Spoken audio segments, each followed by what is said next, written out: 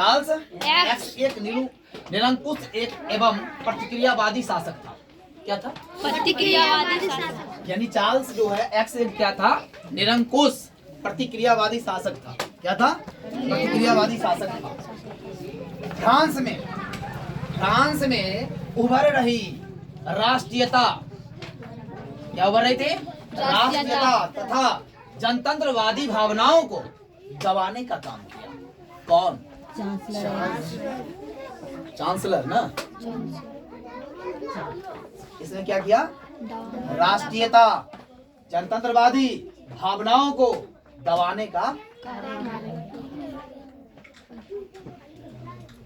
अपने शासनकाल में कौन? चार्ल्स एक्स ने अपने शासनकाल में संवैधानिक लोकतंत्र की राह में कई गतिरोध उत्पन्न किया।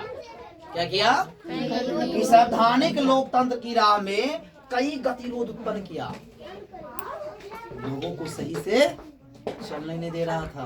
कौन? सही नियम से जीने नहीं दे रहा था। राष्ट्रीयता और जनतंत्र की भावनाओं को दबाने का काम कर रहा था। ये चाह रहा था कि मेरा निरंकुशतावादी चले। इसने क्या किया? गतिरोध उत्पन्न किया और पोलिंग ने को क्या कर दिया? इसने प्रधानमंत्री बनाया।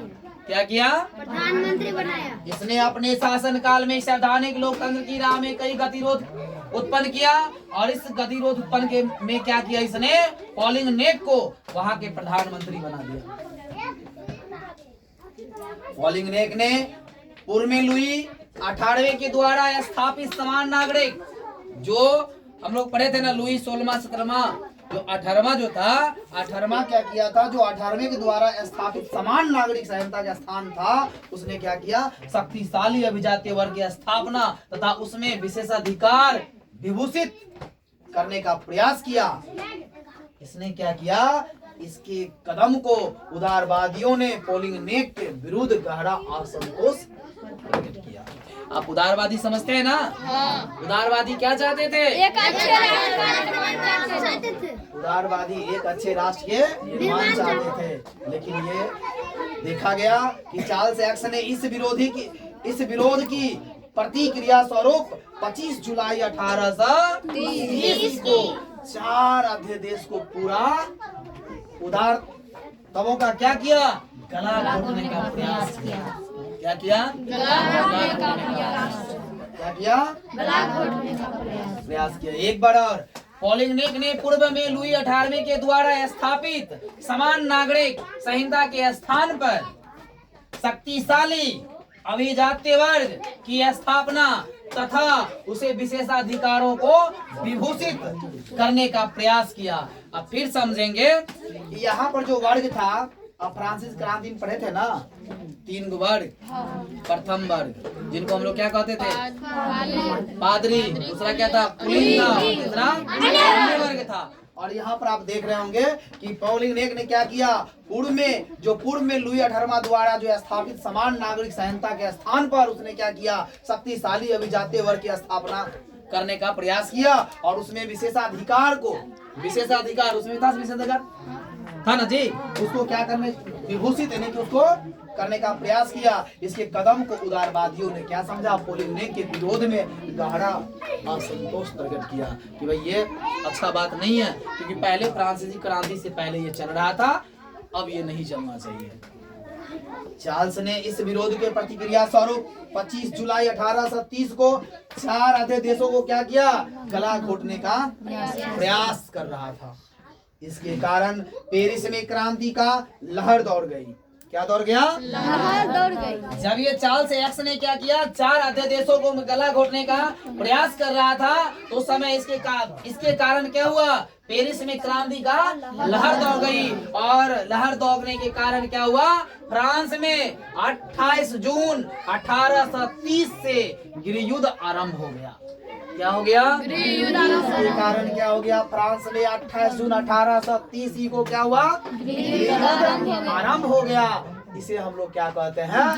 जुलाई 1830 की क्रांति कहते हैं। क्या कहते हैं? जुलाई 1830 की क्रांति कहते हैं। हैं। क्या कहते हैं? जुलाई 1830 की क्रांति। यहाँ से समझेंगे इसके कारण पेरिस में क्रांति का लहर दौड़ गई और फ्रांस में 28 जून 1830 में क्या हुआ? गृहयुद्ध आरंभ हो गया। इसे हम लोग क्या कहते हैं? जुलाई की 1830 की क्रांति कहते हैं।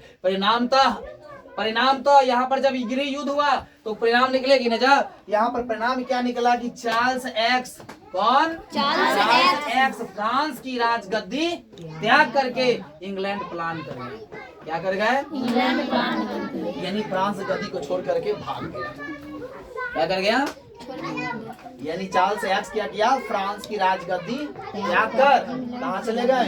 इंग्लैंड प्लान कर गए। इस प्रकार फ्रांस में जो बुर्बो वंश था उनकी शासन का अंत हो गया। क्या हो गया? जो बुर्बो वंश था ना उनका क्या हो गया? शासन का अंत हो गया। और 1830 के क्रांति के परिणाम स्वरूप बुर्बो वंश के स्थान पर किसको लाया गया? आयरलैंड वंश को गद्दी सौंपी गई। क्या हो गया?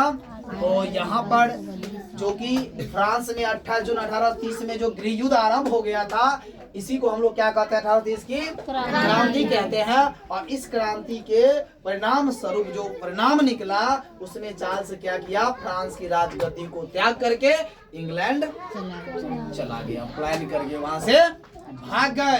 जब भागने के बाद जब भागा तो इस प्रकार फ्रांस में जो बुर्बो वंश था उनका क्या हो गया? शासन समाप्त। क्या हो गई? उनका शासन का अंत हो गया। और जब शासन का अंत हो गया तो शासन के अंत के बाद 1830 के ही क्रांति के परिणाम स्वरूप बुर्बो वंश के स्थान पर इसको रखा गया। बोले आयरलैंड वंश को गद्दी पर सौंप दिया। किसको सौंप दिया गया? आयरलैंड को क्या किया? बुर्बो वंश के स्थान पर आयरलैंड वंश की गद्दी पर सौंप दी गई। इसको गद्दी दे दिया गया। यहाँ इस गद्दी को चला। तो इससे आप समझ में आ गया कि जुलाई 18 क्रांति किसे कहते हैं। तो जब फ्रांस में 28 जून 1830 को जब गृह युद्ध छिड़ा था। क्या छिड़ा था? गृह युद्ध आरंभ हुआ था। तो वहीं से इस जुलाई इसीलिए इसको क्या कहा जाता है? 1830 जुलाई 1830 की क्रांति जब गृह युद्ध हुआ था। और ये युद्ध किसके कारण हुआ? चार्ल्स एक्स के कारण। क्यों हुआ? क्योंकि इसने क्या किया? ये चार्ल्स ने इस विरोधी प्रतिक्रिया के स्वरूप 25 जुलाई 1830 को 4 आधे देशों को किसको? आधे देशों के द्वारा उदारताओं का क्या किया? इसने गला घोटने का प्रयास किया। इसके कारण पेरिस में और क्रांति का लहर दौड़ गई। पेरिस में क्या हुआ? क्रांति का लहर दौड़ी और फ्रांस में 28 जून 1830 को क्या हो गया?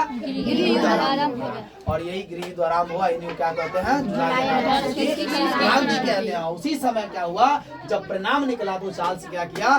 फ्रांस की गद्दी छोड़कर कहाँ भाग गए? इंग्लैंड। तो यहाँ पर परिणाम जब मिला तो ये फ्रांस की गद्दी छोड़ करके त्याग करके इंग्लैंड प्लान कर गया। जब प्लान कर गया तो क्या हुआ? इस प्रकार फ्रांस में बुर्बो वंश का क्या हो गया?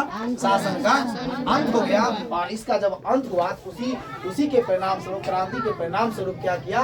बुर्बो वंश के स्थान पर किसको रखा गया? तो दे दी गई। और वो इस फ्रांस के गद्दी पर बैठ करके अपना आया। समझ में? जोर से बोलो। समझ में आया? हाँ।